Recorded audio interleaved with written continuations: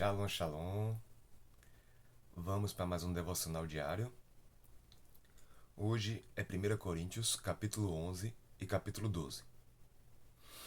No capítulo 11, Paulo fala sobre o uso do véu nas mulheres.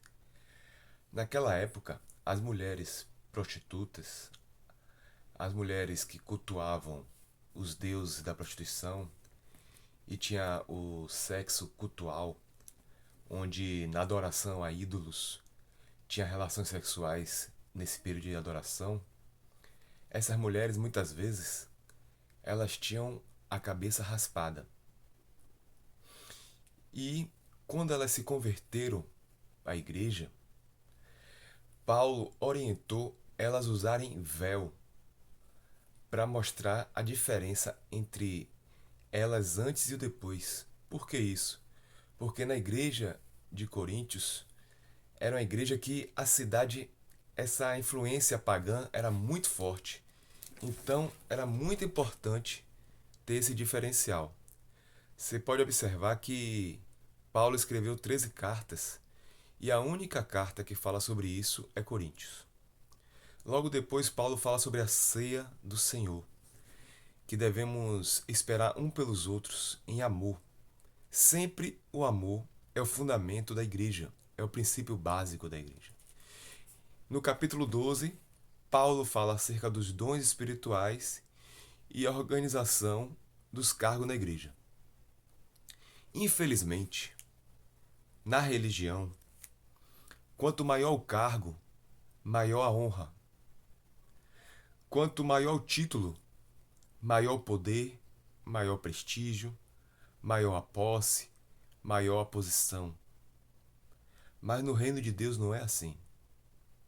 Deus colocou os apóstolos em primeiro naquela época, e os apóstolos eram os mais pobres às vezes, os que mais serviam, os que davam sua vida pelo evangelho, os que morreram muitas vezes martirizados, viviam passando por perseguições, prisões, espancamentos, todas as dificuldades terríveis por amor ao evangelho. Jesus foi um exemplo. A quem muito é dado, muito é cobrado. Assim funciona o reino de Deus.